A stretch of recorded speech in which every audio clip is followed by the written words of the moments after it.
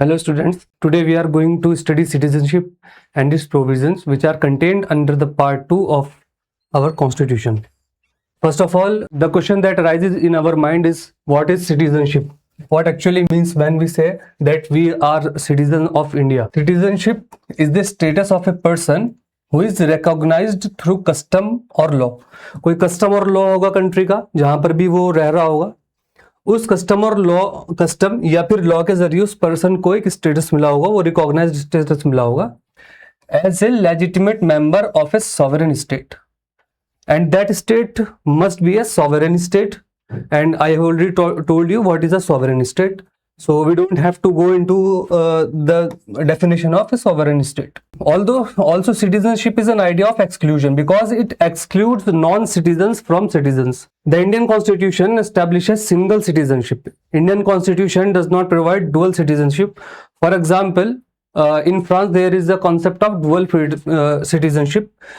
You can be a citizen of France and also of USA, but in India you cannot be a citizen of any other country while being citizen of India. So Indian Constitution establishes single citizenship for all of India.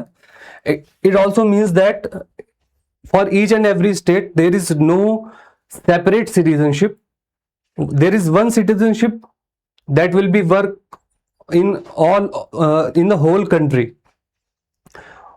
Although the term citizenship is not officially defined in the Constitution, we have Article 5 to 11 that outline the framework for citizenship, and after 5 to 11 the Constituent Assembly gave power to the Parliament to come to made a law regarding the citizenship, and we will go by through that also.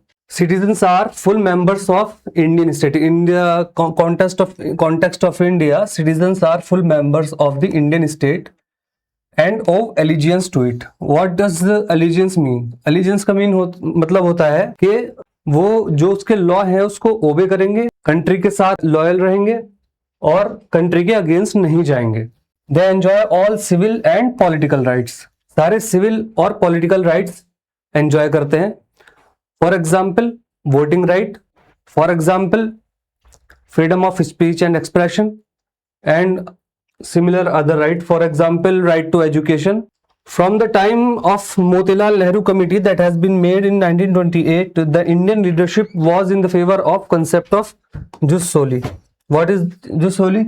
Jus soli means citizenship on the basis of soil, or we can say on the basis of birth.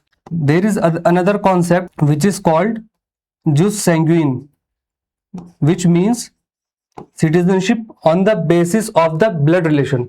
But from the time of Motilal Nehru, all our leadership was in the favor of concept of jus soli, citizenship on the basis of birth. What are aliens then? Citizens are the full members and owe allegiance. Then what are aliens? Aliens are the citizens of some other state.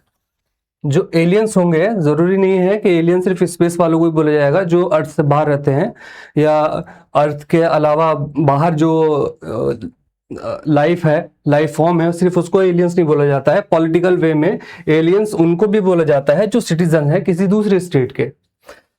तो वो सारे के सारे civil और political rights enjoy नहीं करते हैं जो एलियंस होते हैं. एलियन दो तरीके के होते हैं. First is friendly alien. These are the citizens of those country to which India has a friendly relation. For example, India and US, India and Russia. So all the Russian citizens in India will be friendly aliens that belong to the Russia. And what are enemy aliens? If India is in a war situation with another country, let's say that India went on a war with Pakistan in 1962. So during that time, if any Pakistani citizen reside in India, then he will be called as enemy alien. All right, is the example clear? Now I already told you there are two well-known principles for the grant of citizenship: jus soli and jus sanguinis. Jus soli, citizenship on the basis of place of birth, while jus sanguinis give recognition to the blood ties. जो blood ties को recognition देता है उसको हम jus sanguine बोलते हैं. Now constitution के provision देख लेते हैं सिटीजनशिप को लेकर क्या है। आर्टिकल 5 हमारा क्या कहता है, पहले पढ़ लेते हैं फिर इसका जिस्ट देखेंगे फौरन से। At the commencement of this constitution, जब कॉन्स्टिट्यूशन का कमेंसमेंट हुआ, कब हुआ था कॉन्स्टिट्यूशन का कमेंसमेंट? 26 of January 1950। इस डेट को every person who has his domicile in the territory of India, वो कोई भी पर्सन जो इंडिया में रह रहा होगा, डोमिसाइल का मतलब होता है जो वहां पर रह रहा है, जिस टेरिटरी की बात चल रही है, तो टेरिटरी ऑफ इंडिया में जो रह रहा है उस टाइम पर, and also who was born in the territory of India, या तो रह रहा हो या फिर पैदा हुआ हो इन टेरिटरी इंडिया में, या फिर उसके पेरेंट्स कोई से भी, either of whose parent was born in the territory of India, या तो मम्मी या पापा कोई भी एक इंडिया में बोर्न हो, और who has been ordinary resident in the territory of India for not less than 5 years immediately preceding such commencement. कोई भी ऐसा व्यक्ति, ऐसा आदमी या कोई भी एक पर्सन जो कि कम से कम 5 साल से इंडिया में रह रहा हो after the commencement of the constitution, उसको सिटीजनशिप मिल सकती है अगर वो अप्लाई करे सिटीजनशिप के लिए। बाकी इन दो केसेस में कोई बॉर्न हुआ है टेरिटरी में, इंडिया की टेरिटरी में eight the time of the commencement of the constitution, या फिर कोई रह रहा है या फिर उसके पेरेंट्स बॉर्न हुए हैं टेरिटरी ऑफ इंडिया में, उसको इंडिया की सिटीजनशिप मिल जाएगी। Okay, this is the gist of article 5 which I have explained. All those domiciled and born in India were given citizenship. Even those who were domiciled but not born in India, but domiciled but not born in India, जो India में born नहीं हुए हैं लेकिन अब India में रह रहे थे उस वक्त पे, but either of whose parents was born in India, लेकिन उनमें से जो उनके पेरेंट्स है वो कोई एक भी अगर इंडिया में born हुआ है तो उसको भी सिटीजन कंसिडर कर लिया जाएगा। ठीक है, and ordinary resident for more than 5 years, वो एंटाइटल्ड है सिटीजनशिप के लिए अप्लाई करने के लिए। Let's move on. अब कुछ ऐसे पर्सन भी थे जो who have migrated to Pakistan and they thought कि यार पाकिस्तान में आके हमने गलती कर दी, हम पाकिस्तान से दोबारा इंडिया में जाना चाहते हैं। और कुछ लोग ऐसे भी थे जो पाकिस्तान से माइग्रेट करके इंडिया में आ गए थे। तो दो तरीके के लोग हो गए, पहले वो जो पाकिस्तान से माइग्रेट होकर इंडिया में आए, दूसरे वो जो पहले पाकिस्तान चले गए and then they remigrated back to India. तो हम उन दोनों के बारे में पढ़ते हैं क्या है उसके बारे में सिटीजनशिप का प्रोविजन कॉन्स्टिट्यूशन के अंदर। ये आर्टिकल 6 है, ये मैंने आपके लिए रोक रखा है, बट हम इसकी जिस्ट पढ़ लेंगे। आप पॉज करके वीडियो को ये आर्टिकल 6 पढ़ सकते हैं। हम डायरेक्ट जिस पे चलते हैं। Gist of article 6, it laid down that anyone who migrated to India before July 19 July 1949, ये एक डेट सेट कर दी। इससे पहले जो भी पाकिस्तान से इंडिया में माइग्रेट हुआ होगा would automatically become an Indian citizen, वो इंडियन सिटीजन बन जाएगा। लेकिन एक कंडीशन होनी चाहिए कि आइदर ऑफ हिज पेरेंट्स, या तो उसके पेरेंट्स या फिर ग्रैंड पेरेंट्स वो इंडिया में बॉर्न होने चाहिए। कौन से इंडिया में? जो इंडिया पार्टीशन से पहले था, क्योंकि इसमें गवर्नमेंट ऑफ इंडिया एक्ट के अकॉर्डिंग जो इंडिया था, गवर्नमेंट ऑफ इंडिया एक्ट 1935, उसके हिसाब से जो इंडिया था उसमें अगर बॉर्न हुए उसके पेरेंट्स, ग्रैंड पेरेंट्स, और वो माइग्रेट हुआ है पाकिस्तान से इंडिया की टेरिटरी में, डिवाइडेड इंडिया की टेरिटरी में, तो उसको सिटीजनशिप ऑटोमेटिकली मिल जाएगी। But those who entered India after this date, जो इंडिया में 19 जुलाई 1949 के बाद एंटर हुए हैं, माइग्रेट किया है उन्होंने पाकिस्तान से इंडिया में। क्योंकि देखो उस टाइम पर क्या था ना, जब ये पार्टीशन हुआ 1947 में, बहुत ही हेस्टी मैनर में पार्टीशन हुआ। जो ब्रिटिशर्स थे वो अपने ऊपर जिम्मा नहीं लेना चाह रहे थे किसी भी तरीके का ड्यूरिंग द पार्टीशन। मैंने आपको बताया था दैट ब्रिटिशर्स ने ये कहा था कि they will leave India by June 30 of 1948। लेकिन इतनी जब माउंटबेटन इंडिया के वाइसरॉय बने 1947 में जनवरी के, तो उन्होंने एक प्लान बनाया, माउंटबेटन प्लान, जो कि मैंने आपको बताया था। और माउंटबेटन प्लान के हिसाब से इंडिया को छोड़ने वाले थे कब? 15 अगस्त 1947 को। कहा? कहाँ जून 1948 की बात चल रही थी, कहाँ एकदम से अगस्त 15 1947 की बात आ गई। ये जो डेट फिक्स हुई है ये बहुत जल्दबाजी में फिक्स हुई है। और जो बॉर्डर लाइन खींची गई है जिसे हम रेड क्लिफ लाइन कहते हैं, जो कि मिस्टर रेड क्लिफ ने पार्टीशन के दौरान बॉर्डर लाइन बनाई थी इंडिया और पाकिस्तान के बीच में, वो भी बहुत ही हेस्टी मैनर से बनी थी। तो इसमें इतना ज्यादा कंफ्यूजन था लोगों को कि हम क्या जो पाकिस्तान उस टाइम पर पाकिस्तान की टेरिटरी है, क्या वो सही में पाकिस्तान की टेरिटरी है या वो इंडिया में बिलोंग करती है। कितनी टेरिटरी इंडिया में आएगी, कितनी टेरिटरी पाकिस्तान में आएगी। फॉर एग्जांपल मैं इंडिया का मैप बनाता हूं यहाँ पर, ये इंडिया का मैप, ये देखिए ये जो एरिया है ये वाला, ये बॉर्डर है, ये वाला एरिया बॉर्डर है, ये गुजरात स्टेट है और ये वाला एरिया पाकिस्तान का है। तो ये जो बॉर्डर एरिया में रह रहे थे लोग, इनको तो बहुत कंफ्यूजन होगा ना कि कौन सा पार्ट पाकिस्तान में आएगा, कौन सा पार्ट इंडिया में आएगा। उसी तरीके से अगर हम इधर आ जाएं, ये बांग्लादेश का एरिया है, ठीक है। तो इसी तरीके से यहां पर जो लोग रह रहे थे इन बॉर्डर एरियाज में, वो भी कंफ्यूज होंगे ना कि कौन सा पार्ट इंडिया में आएगा, कौन सा पार्ट ईस्टर्न पाकिस्तान में जाएगा। तो इस वजह से कुछ लोग बहुत जल्दी माइग्रेट कर गए थे और कुछ लोग धीरे धीरे करके बाद में माइग्रेशन उनका चलता रहा। तो those who entered India after 19 July 1949 needed to register themselves, उनको रजिस्टर करवाने की जरूरत थी, वो पहले रजिस्टर करवाएंगे अपने आप को। After that they will be granted citizenship. Now article 7, this is article 7। Pause the video and watch article 7, then we will just move to the gist. I will just tell you कि article 7 के अंदर क्या क्या चीजें हैं। gist of article 7 now article 7 also deal with the migrant who remigrated from Pakistan to India। remigrated का मतलब पहले पाकिस्तान में गए फिर पाकिस्तान से इंडिया में आए। वजह सेम थी, कंफ्यूजन बहुत ज्यादा था, पाकिस्तान में नहीं रहना चाहते थे, पता नहीं था कौन सी टेरिटरी किस में आएगी, पहले पाकिस्तान में गए, पाकिस्तान से फिर रिमाइग्रेट होकर इंडिया में आए। Those who migrated to Pakistan after March 1st 1947 but subsequently return on resettlement permits, resettlement permits में के अंदर वो रिटर्न हो गए इंडिया में, were included within the citizenship net, उनको सिटीजनशिप मिल जाएगी। कौन? जो लोग March 1st 1947 के बाद पाकिस्तान से माइग्रेटेड होकर इंडिया में आए।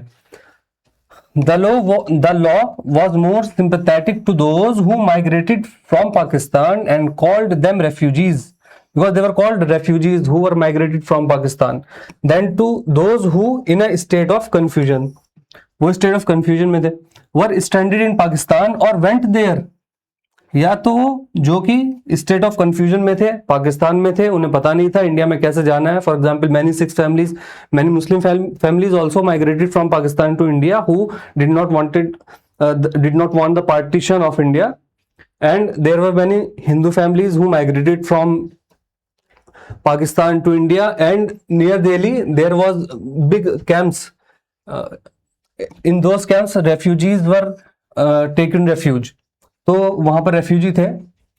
और तो उनके लिए ये बहुत ही सिंपैथेटिक लॉ बनाया गया कि जो बेचारे कंफ्यूजन में थे, उनको पता नहीं था, तो उनके लिए उनको ये दे दी जाएगी, क्या दे दी जाएगी? सिटीजनशिप।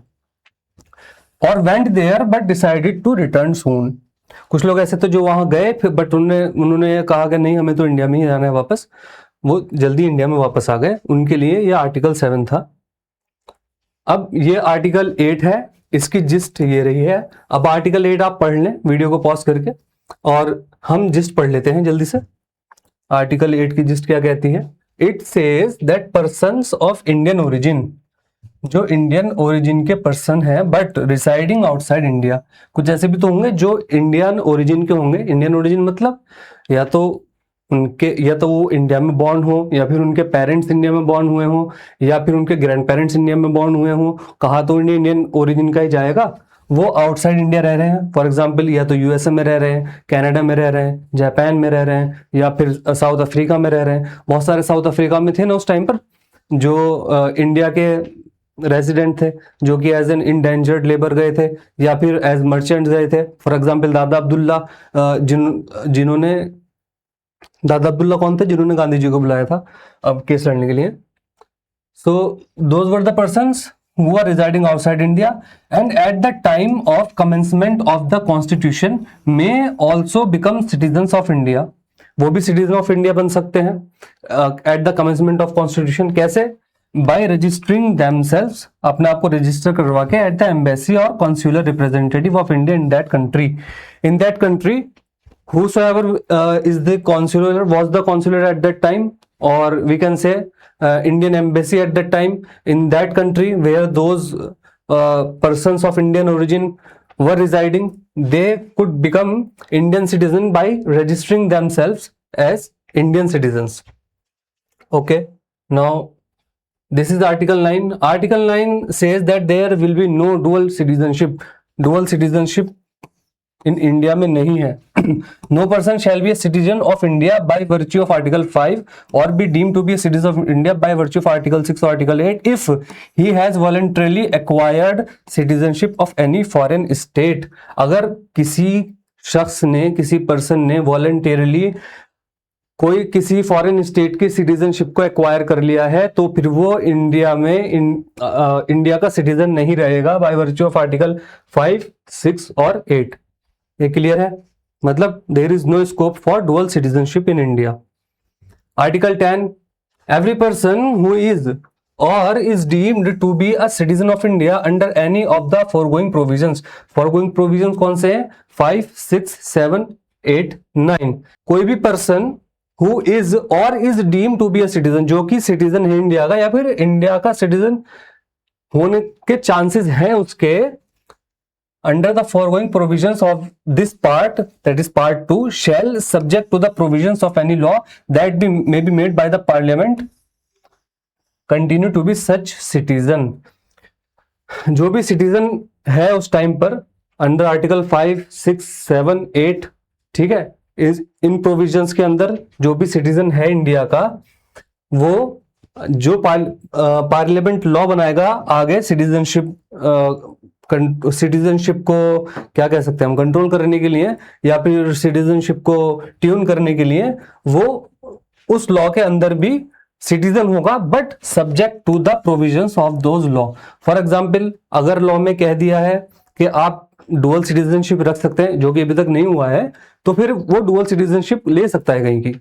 अगर लॉ में कह दिया है कि इस डेट ऑफ बर्थ, इस टाइम से पहले या इस टाइम के बाद आपको अपनी डेट ऑफ बर्थ प्रूफ दिखाना होगा या फिर बर्थ प्रूफ दिखाना होगा that you are born in India, then you will be the citizen, consider to be the citizen of India. तो आपको फिर बर्थ प्रूफ दिखाना होगा to be citizen of India.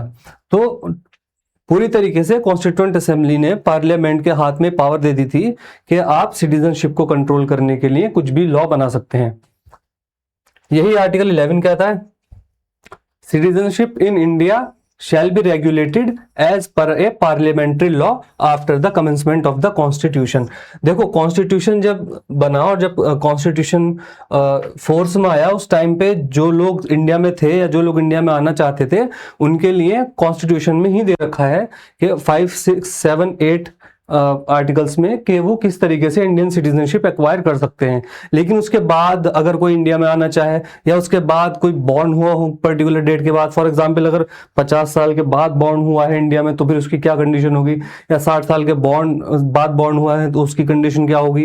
अगर किसी का पेरेंट, किसी का फादर इंडियन है और उसकी मदर फॉरेन स्टेट से बिलोंग करती है, फॉरेन स्टेट की सिटीजन है, तो उसके लिए क्या कंडीशन होगी. किसी की मदर इंडिया बिलोंग करती है, उसका फादर फॉरेन स्टेट से बिलोंग करता है, तो उसकी क्या कंडीशन होगी. वो सारी कंडीशंस सिटीजनशिप के लिए वो दे दी गई पार्लियामेंट को रेगुलेट करने के लिए. पार्लियामेंट पर लॉ बना सकता है. तो पार्लियामेंट ने कौन सा लॉ बनाया? As a result parliament has passed Citizenship Act of 1955. Citizenship act 1955 का बनाया था पार्लियामेंट ने. आपको याद होगा 2019 में ये सीएए पास हुआ था, citizenship amendment act.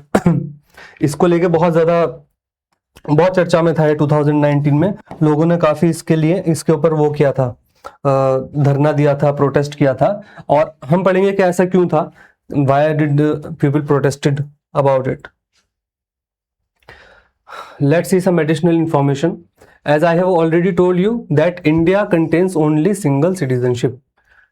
Despite its federal structure, India does not provide dual citizenship. Dual citizenship, for example, a person residing or born in Uttar Pradesh do not have a citizenship of Uttar Pradesh.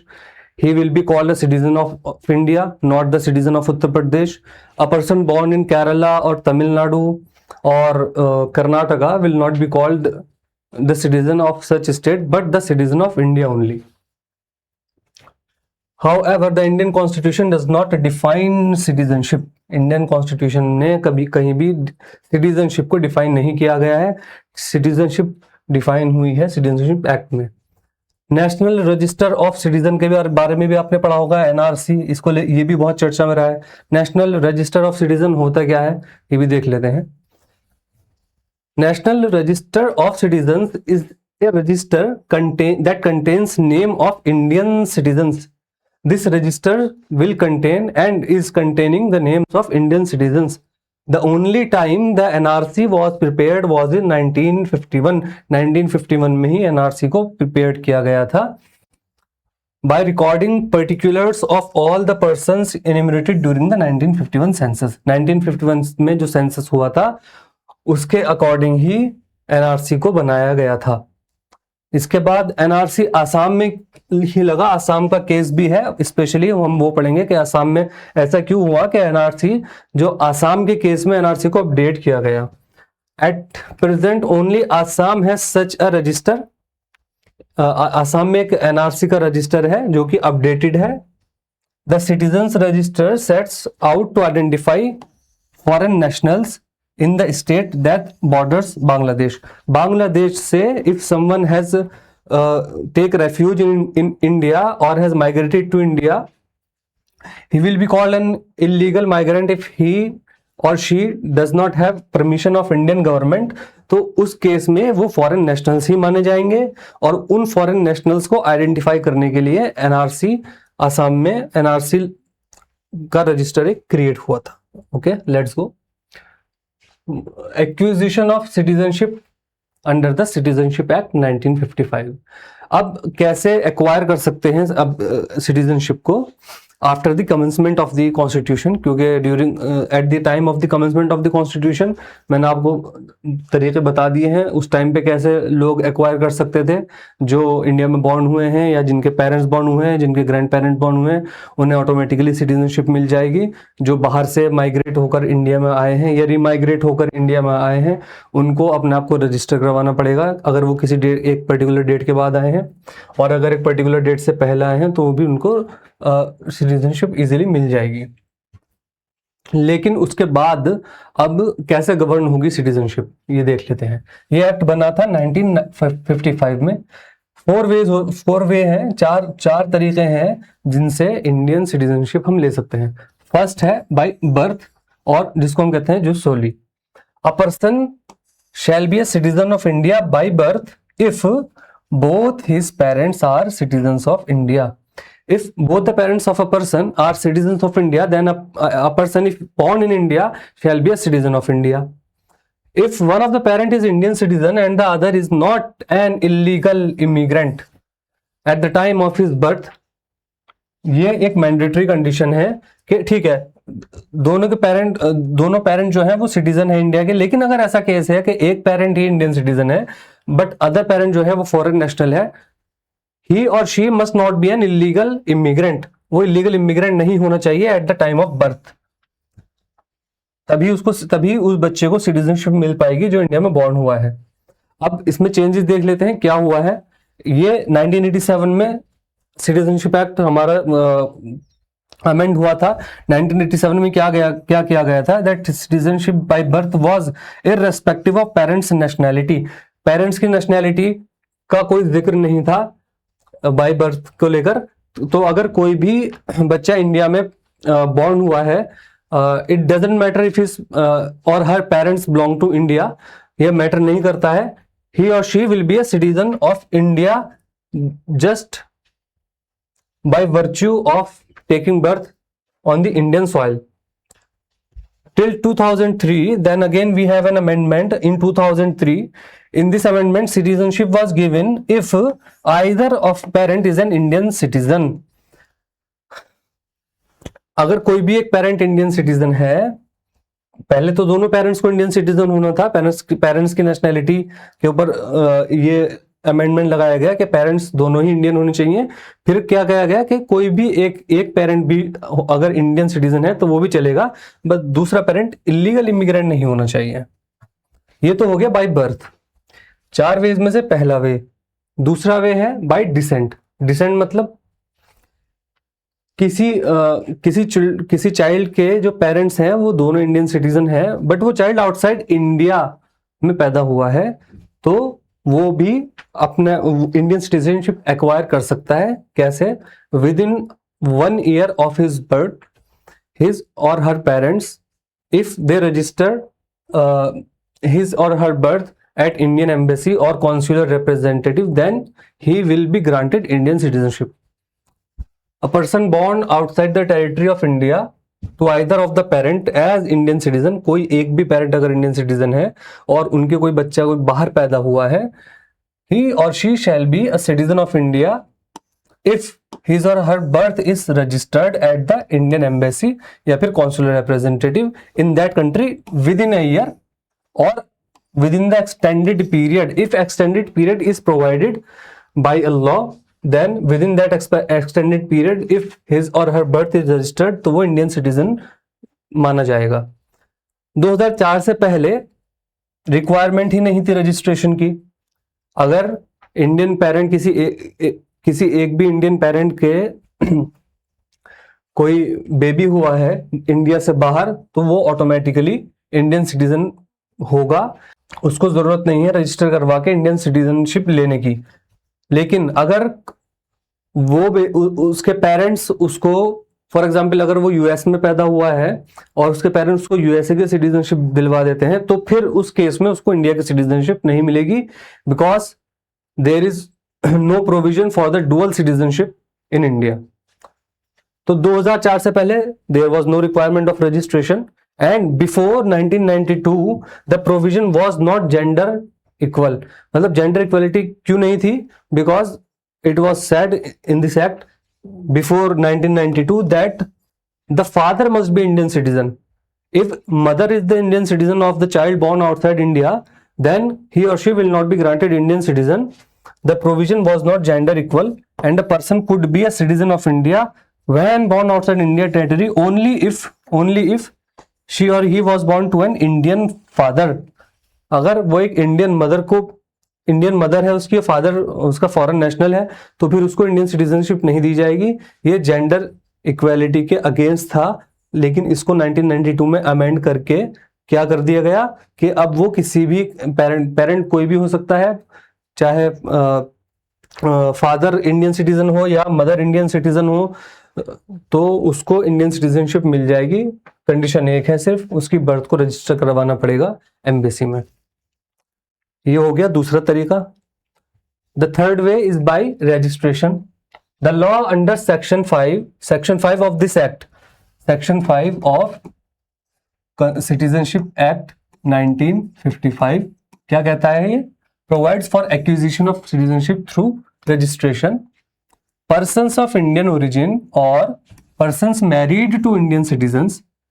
कोई Indian origin का person है, for example South Africa में born हुआ है, जो India से migrate होकर south Africa में गए थे, उसका ओरिजिन तो इंडियन ही है।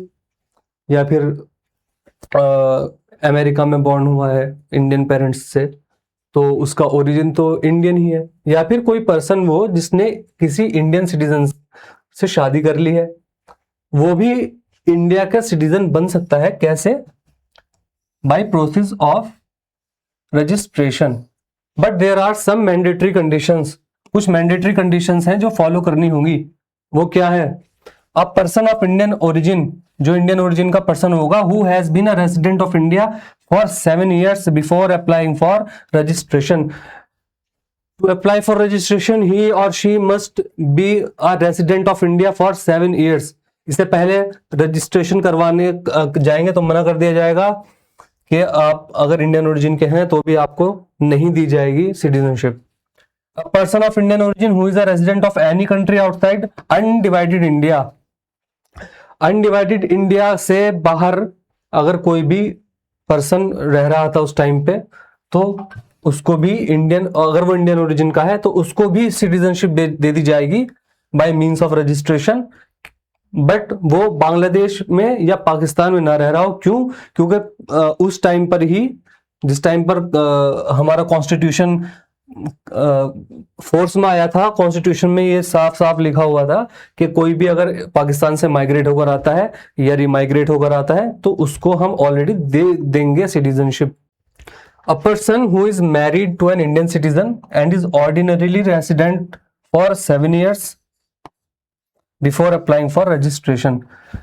कोई अगर इंडियन सिटीजन से शादी कर लेता है और इंडिया में रह रहा है 7 साल से, तो वो भी अप्लाई कर सकता है इंडियन सिटीजनशिप के लिए। माइनर चिल्ड्रन, जो छोटे minor children are those children who are below the age of 18 according to Indian law. Minor children of persons who are citizens of India.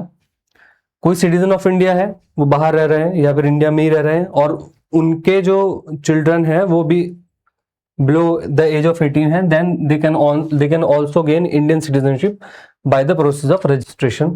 This is the third way. Let's go on to the fourth way. The fourth way is by naturalization. Naturalization का मतलब ये है कि वो इतने time तक India में रह लिया है कि वो इंडिया का ही हो गया है। अंडर सेक्शन 6 आता है ऑफ सिटीजनशिप एक्ट के, पर्सन में become a citizen of India on the grounds of residing in India for a period of 12 years. 12 साल तक अगर कोई इंडिया में रह गया और फिर वो दिखाता है कि मैं 12 साल से इंडिया में रह रहा हूं और वो सिटीजनशिप के लिए अप्लाई करता है, then he or she will get a citizenship certificate. The government may waive of the duration, government अगर चाहे तो ये ड्यूरेशन वेव ऑफ भी कर सकती है या कोई पार्ट वेव ऑफ कर सकती है इस ड्यूरेशन का। For example, you know the case of Mr. Adnan Sami. Adnan Sami has become a citizen of India through this route, and I think he only reside here for 5 or 6 years. So government waive off half of the duration of Mr. Adnan Sami and he became an Indian citizen. There is also another way of becoming Indian citizen that is not mentioned under the constitution, under the citizenship amendment, Citizenship Act of 1955.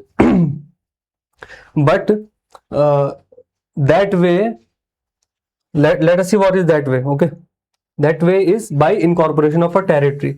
If Indian government incorporates a territory and that territory becomes a part of the central government, then central government by orders specify the persons who shall be citizens of India by reasons of their connection with that territory. अगर उनका connection उस territory से है जो India ने acquire कर ली है, अब वो इंडिया के अंडर में आती है, तो जाहिर सी बात है वो गवर्नमेंट कोई ऑर्डर देगी, या तो एग्जीक्यूटिव ऑर्डर देगी या लॉ बनाएगी, उसके हिसाब से वो चाहे तो वहां के जो लोग रह रहे हैं वहां पर उनको वो इंडियन सिटीजनशिप में काउंट कर सकती है। ये पूरी तरीके से गवर्नमेंट के पास होता है हक, ये उनके पास नहीं है जो टेरिटरी में लोग रह रहे थे। And those person shall be citizen of India as from the date to be specified in the order. उस ऑर्डर में जो भी स्पेसिफाइड डेट होगी, for example government of India आज किसी टेरिटरी को अपने अंडर ले लेती है और वहां पर जो लोग रह रहे हैं वो कह देती है कि अगले साल 1 जुलाई से ये लोग इंडियन सिटीजनशिप माने जाएंगे, तो अगले साल 1 जुलाई से ही वो इंडियन सिटीजनशिप माने जाएंगे, उससे पहले वो इंडियन सिटीजन नहीं माने जाएंगे। ये तो हमने देख लिया कि किस तरीके से हम सिटीजनशिप ले सकते हैं। Now let's see the amendments of this citizenship act. Citizenship act का जो अमेंडमेंट 2019 में हुआ था उसको लेकर बहुत ज्यादा हंगामा हुआ था। So we are going to see now the amendments in time of this citizenship. This act has been amended 5 times. ये 5 बार पहले भी अमेंड हो चुका है, 1986 में, 2003 में, 2005 में, 2015 में, 2019 में। जब पहले भी 5 बार अमेंड हो चुका है तो फिर 2019 में इतना हंगामा क्यों हुआ इसके ऊपर? इसके पीछे रीजन है, वो भी हम देखेंगे क्यों हुआ हंगामा। पहले देख लेते हैं कि अमेंडमेंट से क्या क्या मिला हमें। Through these amendments parliament has narrowed down the wider and universal principle of citizenship based on the fact of birth. Birth के फैक्ट पे जो पहले सिटीजनशिप दी जा रही थी, देखिए बर्थ के फैक्ट पे जो पहले सिटीजनशिप दी जा रही थी, यहाँ पर हमने देखा ना कि 1987 से पहले पेरेंट्स की नेशनलिटी का कोई मतलब ही नहीं बन रहा था। पेरेंट की नेशनलिटी हो या ना हो, अगर कोई बेबी इंडिया में बॉर्न हुआ है और उसके जो पेरेंट्स हैं वो दोनों फॉरेन नेशनल्स हैं, तो that baby will be granted Indian citizenship before 1987। क्यों? 1986 में जो अमेंडमेंट हुआ उसमें उसमें क्या कर दिया गया कि ये जो बर्थ के ऊपर बेस्ड सिटीजनशिप है ना, इसको नैरो कर दिया गया। ठीक है, कैसे नैरो कर दिया गया कि अब पेरेंट्स की नेशनलिटी भी उसके अंदर काउंट होने लगी। 2003 तक फादर का इंडियन नेशनल होना, इंडियन सिटीजन होना मैंडेटरी था। अगर फादर इंडियन सिटीजन नहीं है and the person is born to an Indian mother from a foreign father, that child will not be given Indian citizenship. तो नैरो डाउन हो गया ना। Moreover the Foreigners Act, जो Foreigners Act है India के अंदर, places a heavy burden on the individual to prove that he she is not a foreigner. Foreign acts के अंदर इंडिविजुअल के ऊपर ही बर्डन है, स्टेट के ऊपर कोई बर्डन नहीं है कि वो उसको फॉरेनर बताए। ये फॉरेनर के ऊपर है, पर्सन के ऊपर ही है कि वो अपने आप को ये दिखाए कि ही or she is not a foreigner, कि वो इंडियन सिटीजन ही है। ओके, नाउ 1986 का अमेंडमेंट था। Unlike the constitutional provision and the original Citizenship Act that gave citizenship on the principle of jus soli to everyone born in India, 1986 amendment to section 3 was less inclusive था। कैसे less inclusive था? The amendment has added the condition that those who were born in India on or after January 26, 1950 but before July 1, 1987 shall be Indian citizen, but those who are born after July 1st, 1987 and before December 4, 2003 in addition to one's own birth, उसकी खुद की birth के अलावा वो citizenship तभी ले सकता था only if either of his parents was an Indian citizen at the time of birth. Eight the time of birth either of his parent में भी फादर था यहाँ पर, इस टाइम पर only father must B an Indian citizen, तभी उस child को इंडिया में सिटीजनशिप मिल पाएगी जो इंडिया में बॉर्न हुआ है। We have discuss this in detail. What was the 2003 amendment? 2003 amendment made the above condition more stringent. More stringent का मतलब यह है कि अब वो काफी ज्यादा टाइट कर दी गई है। Keeping in view the infiltration from Bangladesh से इन्फिल्ट्रेशन हो रहा था। क्यों हो रहा था बांग्लादेश से इन्फिल्ट्रेशन? ये भी देख लेते हैं हम। ये बांग्लादेश है, ठीक है, ये ईस्टर्न पाकिस्तान था उस टाइम पर, ईस्टर्न पाकिस्तान, और ये था वेस्टर्न पाकिस्तान। 1971 से पहले यहाँ पर क्या हुआ कि एक शेख मुजीबुर रहमान थे, शेख हसीना के फादर थे शेख मुजीबुर रहमान। इनका कहना ये था कि जो वेस्टर्न पाकिस्तान है वो अपनी लैंग्वेज और कल्चर ईस्टर्न पाकिस्तान के ऊपर फोर्सफुल्ली थोप रहा है इनके ऊपर, कि आपको ये अडेप्ट करना पड़ेगा। फॉर एग्जांपल, इसकी ऑफिशियल वेस्टर्न पाकिस्तान की ऑफिशियल लैंग्वेज उर्दू बना दी गई, तो ईस्टर्न पाकिस्तान की भी ऑफिशियल लैंग्वेज एडमिनिस्ट्रेटिव लैंग्वेज को भी उर्दू बना दिया गया। बट यहाँ पर कौन सी लैंग्वेज बोली जाती थी? बंगाली प्रोमिनेंट लैंग्वेज थी। तो इससे प्रॉब्लम किसको थी? सिर्फ मुस्लिम्स को ही नहीं थी, हिंदू मुस्लिम दोनों को प्रॉब्लम थी जो यहाँ पर रिसाइड कर रहे थे इस एरिया में। तो शेख मुजीबुर रहमान इसके खिलाफ आवाज उठाते हैं और ये अपने पीछे एक बहुत बड़ा मूवमेंट खड़ा कर लेते हैं कि हेजेमनी जो है वेस्टर्न पाकिस्तान की वो ईस्टर्न पाकिस्तान के ऊपर अब ज्यादा दिन नहीं चलेगी। इसके खिलाफ इन्होंने बहुत अगली आवाज उठाई। तो इन्होंने क्या करा, इन्होंने यहाँ मिलिट्री भेजी अपनी, और अपनी मिलिट्री से परसिक्यूशन करना शुरू कर दिया यहाँ के रेसिडेंट्स का। जब परसिक्यूशन हुआ रेसिडेंट्स का तो ये भागे यहाँ से निकल के, बांग्लादेशी लोग जो है वो इंडिया में रेफ्यूज लेने लगे, क्योंकि इंडिया और बांग्लादेश का बॉर्डर बहुत ज्यादा सख्त तो था नहीं उस टाइम पर, तो ये इंडिया में रेफ्यूज लेने लगे। अब इस इन्फिल्ट्रेशन को देखते हुए, बांग्लादेशी इन्फिल्ट्रेशन को देखते हुए 1971 में इंदिरा गांधी गवर्नमेंट ने सैम मानेकशॉ जो उस टाइम पर जनरल थे मिलिट्री के, उनसे कहा कि ये इन्फिल्ट्रेशन बहुत ज़्यादा बढ़ रहा है, इसको रोकने के लिए हमें पाकिस्तान के साथ वॉर डिक्लेयर करनी पड़ेगी ताकि हम इस एरिया का लिबरेशन कर सकें, और जो इन्फिल्ट्रेशन हो रहा है, जो रेफ्यूजीज यहाँ पर आ रहे हैं, उसका बर्डन हमारे इंडिया के ऊपर पड़ रहा है। क्यों पड़ रहा है? क्योंकि इंडिया के पास ऑलरेडी रिसोर्सेज कम थी। 1965 में हमारा ग्रीन रेवोल्यूशन का पहला फेज शुरू हुआ था, फर्स्ट फेज, और वो अभी चल ही रहा था 1971 में, वो फर्स्ट फेज इस एरिया में था, और इस एरिया में वो फर्स्ट फेज सक्सेसफुल तो रहा, लेकिन अभी उसका शुरुआत ही थी।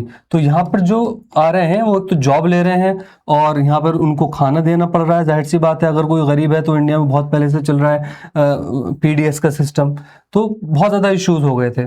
तो उस चीज़ को देखते हुए, इन्फिल्ट्रेशन फ्रॉम बांग्लादेश को देखते हुए 2003 का अमेंड किया गया कि now the law requires that for those born on after December 2004, in addition to the fact that of their own birth, कि वो पैदा इंडिया में हुए हो वो बच्चा जिसको सिटीजनशिप चाहिए, both parents should be Indian citizens, या फिर one parent must be Indian citizen and other must not be Indian citizen.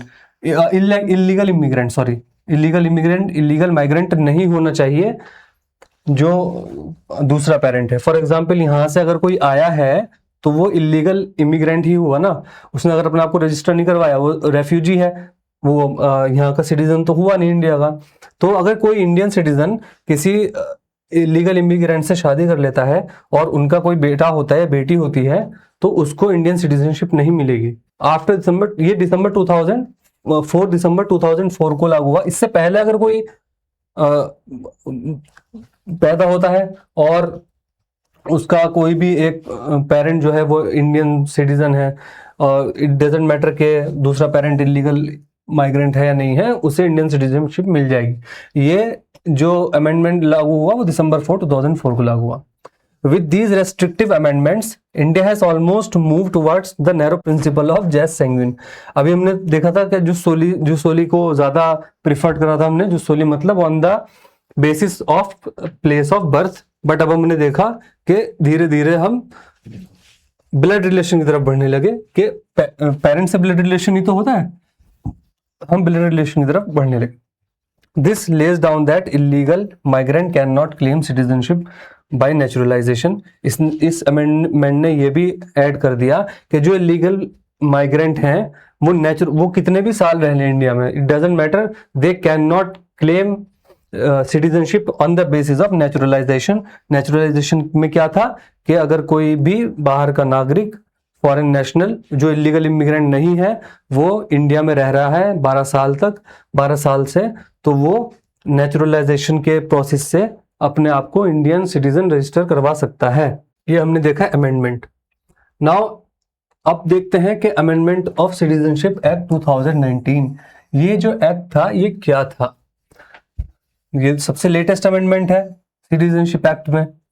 It aims to grant citizenship to illegal migrants. अब ये देखिए आप, ये अमेंडमेंट ही बना था कि जो इलीगल माइग्रेंट्स हैं 3 कंट्रीज से, ओनली फ्रॉम 3 कंट्रीज, अफगानिस्तान, ये इंडिया का मैप मैं बना लेता हूँ दोबारा से, आप फिर समझिएगा। मैप मेरा ज़्यादा खास अच्छा है नहीं, but I will try to make my best, ठीक है।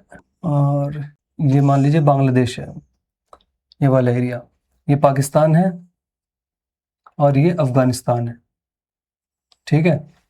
तो अफगानिस्तान, पाकिस्तान और बांग्लादेश, इन 3 कंट्री में से जो भी इलीगल इमिग्रेंट्स इंडिया में आए हैं, एक्सेप्ट मुस्लिम्स, इन 3 कंट्री में से जो भी इलीगल इमिग्रेंट्स इंडिया में आए हैं एक्सेप्ट मुस्लिम्स, उनको सिटीजनशिप ग्रांट कर दी जाएगी। बस एक शर्त थी इसमें कि वो illegal immigrants before the date of December 2014, I think 31 दिसंबर 2014 से पहले इंडिया में आ चुके हैं। अगर इंडिया में आ चुके हैं 31 दिसंबर 2014 से पहले तो उन इलीगल माइग्रेंट्स को सिटीजनशिप प्रोवाइड करवा दी जाएगी। दो कंडीशन क्या क्या है, एक तो वो इन 3 कंट्रीज से होने चाहिए, इसके अलावा किसी और कंट्री से नहीं होने चाहिए।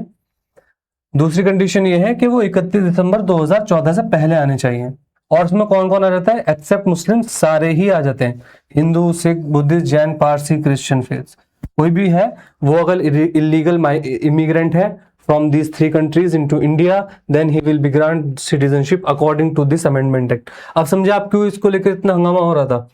According to article 14 of Indian constitution, अभी हम पढ़ेंगे नेक्स्ट वीडियो में जब हम फंडामेंटल राइट्स पढ़ेंगे, we will study article 14। Article 14 कहता है that everyone is equal before the law, law is supreme and everyone is equal before the law. अगर पीएम है या कोई भी है, कोई और हो, जैसे कि मान लीजिए सिंपल या normal citizen, they both are equal in the eyes of law. Everyone is equal before the law is supreme, that is article 14। तो इस केस में क्या हो रहा है, ये आर्टिकल 14 का वायलेशन हो रहा है। बहुत सारे क्रिटिक्स ने कहा कि आप मुस्लिम्स को एक्सक्लूड कर रहे हैं। ऐसा तो नहीं है पाकिस्तान में कि सिर्फ हिंदूज और जैन और सिख और पारसी को ही परसिक्यूट किया जा रहा है। यहाँ पर एक अहमदिया कम्युनिटी है, मुस्लिम कम्युनिटी, उनको भी परसिक्यूट किया जाता है। ऐसी बांग्लादेश में है, बांग्लादेश से तो सिर्फ मुस्लिम्स के साथ साथ हिंदूज भी आए थे, लेकिन मुस्लिम्स भी तो आए हैं, और वो मुस्लिम्स भी आए हैं जिनका परसिक्यूशन चलता है बांग्लादेश के अंदर। तो उनको क्यों नहीं आपने काउंट किया? सिर्फ आपने मुस्लिम्स को छोड़कर बाकी सबको आपने ले लिया, सिटीजनशिप दे दी। इस चीज को लेकर हंगामा चल रहा था। Now loss of citizenship. अब देखते हैं कि हम सिटीजनशिप इंडिया की किस तरीके से खो सकते हैं। The citizenship act 1955 stipulates 3 means of losing citizenship. Citizenship को खोने के 3 तरीके हैं। Whether gained under the act before it, whether gained under the act or before it under the constitution that. और वो तीन तरीके क्या है? पहला है रिनंसिएशन मतलब त्याग दिया, खुद से ही त्याग देना। दूसरा है टर्मिनेशन मतलब टर्मिनेट हो गई है सिटीजनशिप किसी वजह से। तीसरा है डेप्रीवेशन के स्टेट ने डिप्राइव कर दिया उसको, अब उसकी सिटीजनशिप स्टेट ने खत्म कर दी। टर्मिनेशन खुद ब खुद टर्मिनेशन हो जाता है। फॉर एग्जांपल किसी ने अगर किसी फॉरेन कंट्री की सिटीजनशिप ले ली तो उसकी इंडियन सिटीजनशिप टर्मिनेट हो जाएगी अपने आप ही। डेप्रीवेशन में क्या होगा? डेप्रीवेशन में गवर्नमेंट टर्मिनेट करेगी खुद ही।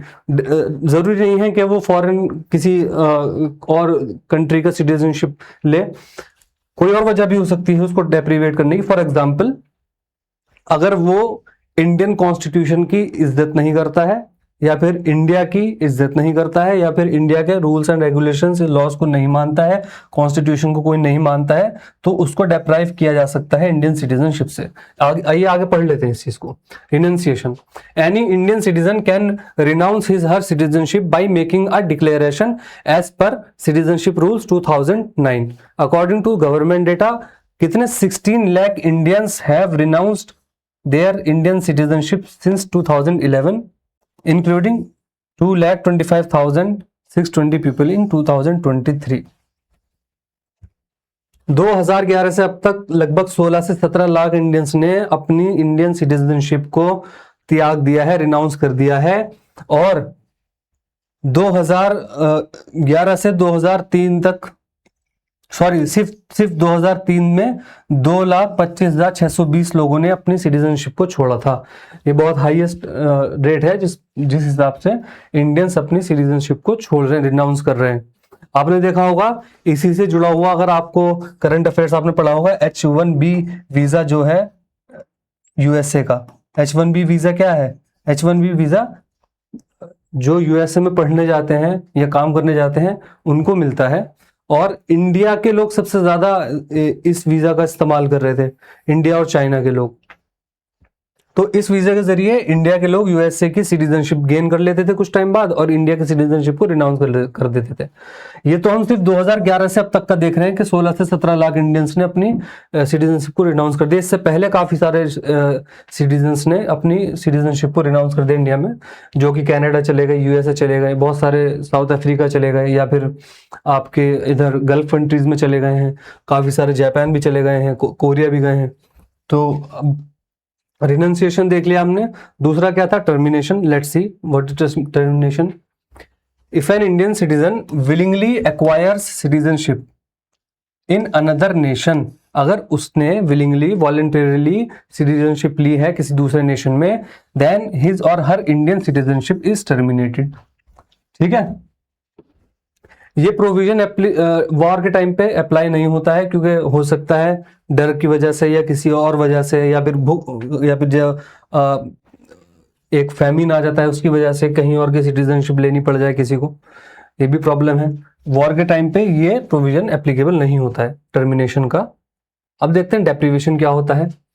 डेप्रीवेशन एक कंपलसरी टर्मिनेशन होता है सिटीजनशिप का बाय द सेंट्रल गवर्नमेंट। यहाँ पे देखिए सेंट्रल गवर्नमेंट करती है डिप्राइव किसी को। A citizen of India by naturalisation, registration, domicile and residence may be deprived of his citizenship under certain condition, जैसे कि obtaining the citizenship by fraud, fraud तरीके से इनके अंदर उसने सिटीजनशिप ऑब्टेन की है। Showing disloyalty to the constitution, constitution के प्रति डिसलॉयल है, वो कॉन्स्टिट्यूशन को नहीं मानता है। Unlawfully communicating with the enemy during a war, अगर वॉर के दौरान, फॉर एग्जांपल इंडिया पाकिस्तान के वॉर के दौरान अगर कोई पाकिस्तान के से कम्युनिकेट कर रहा है, तो ऐसा भी हो सकता है कि वो बहुत जरूरी इंफॉर्मेशन दे रहा हो पाकिस्तान को, जिससे इंडिया के ऊपर बहुत गलत इंपैक्ट पड़ सकता है वॉर का। तो ये अनलॉफुली कम्युनिकेट अगर करता है एनिमी के साथ ड्यूरिंग अ वॉर, तो उसकी सिटीजनशिप भी टर्मिनेट कर दी जाएगी सेंट्रल गवर्नमेंट द्वारा। Now let's see overseas citizenship of India. What is overseas citizenship? ये एक फॉर्म की परमानेंट रेसिडेंसी है, सिटीजनशिप नहीं है। This is a residency for those who are living overseas and they are of Indian origin, available to people of Indian origin and their spouses, और उनके spouses का मतलब उनके हस्बैंड या वाइफ, ठीक है। It grants them the ability to live and work in India indefinitely, वो India में रह सकते हैं और काम कर सकते हैं जितने टाइम के लिए चाहें। लेकिन ये सिटीजनशिप नहीं है, ये सिटीजनशिप नहीं है, वरना तो क्या हो जाएगा कि अगर उनके पास किसी और देश की सिटीजनशिप है तो इंडिया की सिटीजनशिप भी हो जाएगी, तो वो तो डुअल सिटीजनशिप के खिलाफ हो जाएगा। तो ये सिटीजनशिप नहीं है। सिटीजनशिप नहीं है इसका मतलब क्या हो सकता है, क्या है कि वो उनको कुछ राइट्स हैं जो सिर्फ इंडियन सिटीजन्स के लिए ही अवेलेबल हैं। फॉर एग्जांपल आर्टिकल 15, 16 और आर्टिकल 30, आर्टिकल 29, वो इसके हकदार नहीं होंगे जो OCI होंगे। OCI मतलब overseas citizens of India. They are overseas citizens, they are of Indian origin, they are granted residency in India, they can live and work in India indefinitely. Benefit देख लेते हैं अब OCI होने का क्या है। OCI status allows individual certain privileges, जैसे कितने टाइम भी एंट्री कर सकता है इंडिया में बिना वीजा के, प्रॉपर्टी ओन कर सकता है इंडिया में, ठीक है, इंडिया में वर्क करने का राइट है उसके पास सर्टेन फील्ड्स के अंदर। However OCI holders are not eligible to vote, लेकिन वो वोट नहीं डाल सकते क्योंकि they are not the citizens of India. They can not hold public office और एक्वायर एग्रीकल्चरल और प्लांटेशन प्रॉपर्टीज, एग्रीकल्चर और प्लांटेशन प्रॉपर्टीज को एक्वायर नहीं कर सकते। It is designed to facilitate closer ties between the Indian diaspora and India. जो Indian diaspora मतलब those people who are of Indian origin but living overseas, उनको ही Indian diaspora कहा जाता है। इंडियन डायस्पोरा और इंडियंस के बीच में क्लोजर टाइज बनाने के लिए इस प्रोविजन को रखा गया है, OCI के प्रोविजन को। वो वोट नहीं डाल सकते हैं, लेकिन ना ही पब्लिक ऑफिस होल्ड कर सकते हैं, ना ही कोई एग्रीकल्चर या प्लांटेशन प्रॉपर्टी एक्वायर कर सकते हैं। रिनंसिएशन कर सकते हैं वो अपनी ओवरसीज सिटीजनशिप का। Any OCI of full age मतलब अबव 18 एज, एंड कैपेसिटी मतलब साउंड माइंड। ऐसा नहीं हो कि वो अब थोड़ा सा उसका दिमाग अपनी जगह पे सही नहीं चल रहा और उसने कुछ लिख दिया। कैपेसिटी मतलब साउंड माइंड का होना चाहिए। Makes a declaration renouncing his overseas citizenship, अगर वो डिक्लेयर कर देता है कि वो रिनाउंस कर रहा है अपनी ओवरसीज सिटीजनशिप, तो वो रिनाउंस कर सकता है। हाउएवर एवरी माइनर चाइल्ड मतलब below the age of 18 of that person registered as an OCI shall thereupon cease to be an overseas citizen of India। तो उसका कोई अगर माइनर चाइल्ड होगा वो भी ओवरसीज सिटीजन ऑफ इंडिया का हक खो देगा अगर किसी पर्सन ने अपना ओवरसीज सिटीजनशिप को रिनाउंस कर दिया है। कैंसिलेशन भी हो सकता है, ऐसे ही cancellation of registration of OCI कैसे हो सकता है? सेंट्रल गवर्नमेंट करेगी बाय ऑर्डर से, ऑर्डर निकालेगी to cancel the registration, granted if the registration was obtained through fraud, अगर फ्रॉड से लिया है। फिर वही बात, a person if show dissatisfaction towards the constitution of India, constitution of India के लिए उसके दिल में डिससेटिस्फैक्शन है, मतलब डिसअफेक्शन है, मतलब मोहब्बत नहीं है, नफरत है, हेट्रेड है। एंगेज विद द एनिमी, या फिर एनिमी के साथ एंगेज हो रहा है during any war in which India में बी एन एंगेज्ड एंटिटी। ऐसे ही कुछ और भी चीजें हैं जिसकी वजह से कैंसिलेशन हो सकता है ओसीआई का। अब पीआईओ देख लेते हैं। पीआईओ क्या होता है?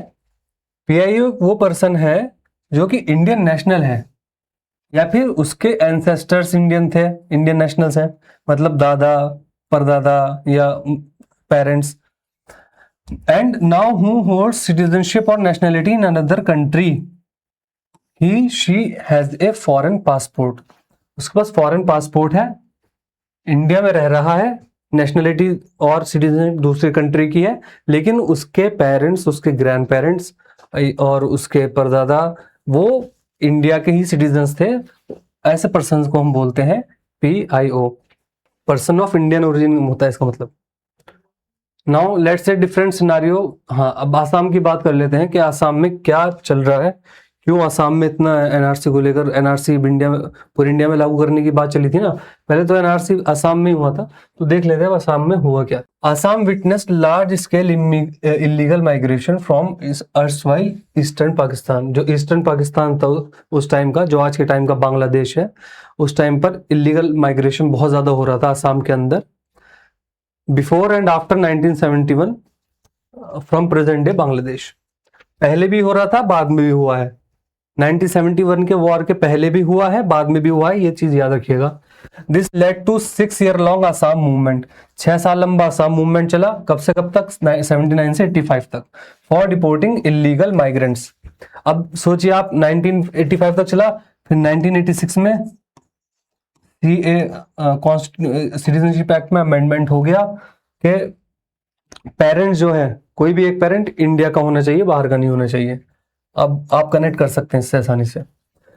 All Assam students union led the movement, उनकी डिमांड क्या थी? उनकी डिमांड ये थी कि जो एनआरसी है आसाम का, उसको अपडेट करो, जो इलीगल माइग्रेंट्स हैं उसको देश से बाहर निकालिए, आसाम की जनता के ऊपर या फिर आसाम की रिसोर्सेज के ऊपर बहुत ज्यादा दबाव पड़ रहा है।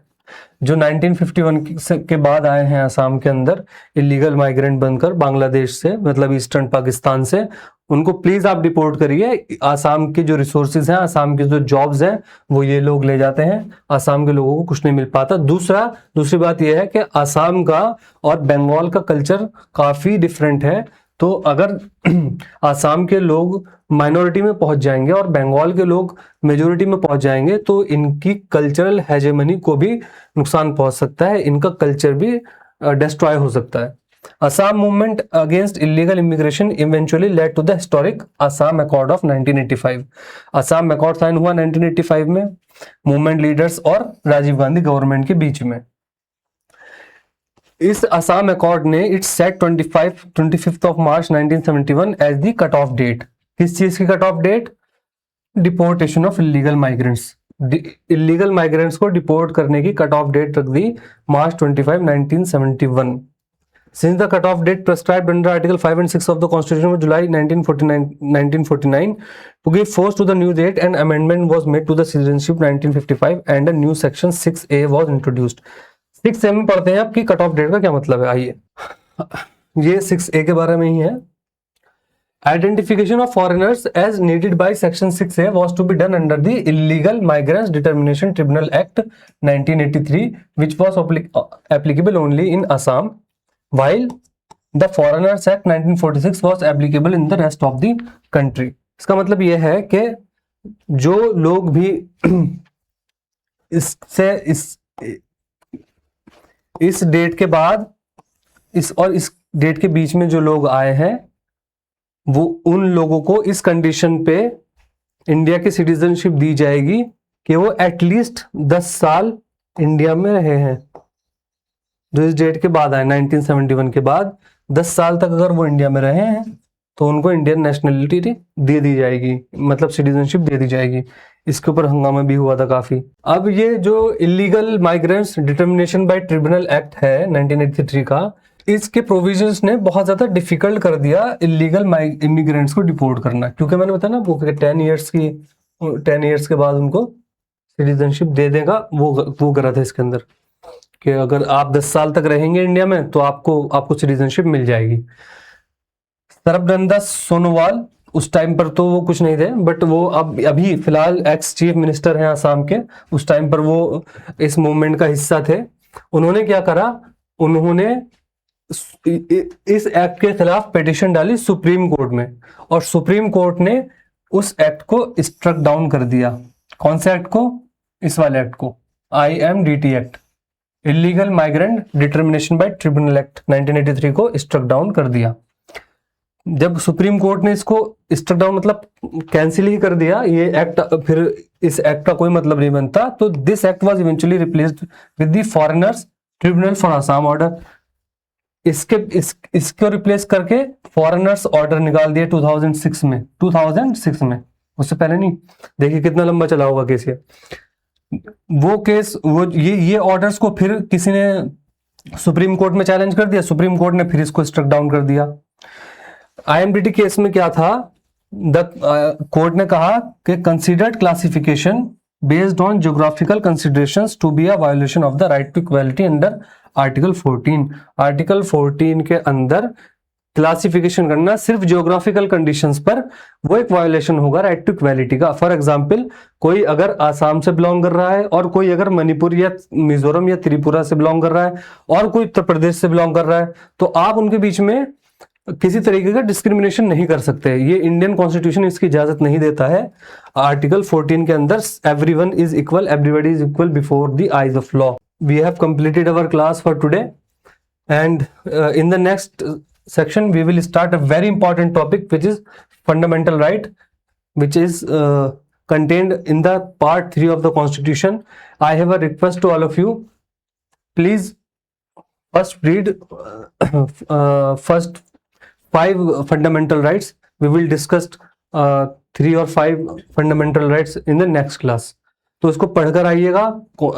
बेयर एक्ट में से अपने पास हमेशा बेयर एक्ट खुली रखिए जब भी आप पॉलिटी पढ़ें। फंडामेंटल राइट पढ़कर आइएगा। जो ये क्लास में आपने आज पढ़ा है उसको रिवाइज करना मत भूलिएगा एक बार, चाहे तो सेम डे रिवाइज करें या नेक्स्ट डे रिवाइज करें। रिवीजन इज द की, बहुत जरूरी है, रिवीजन मत छोड़िए। Okay then, have a nice day.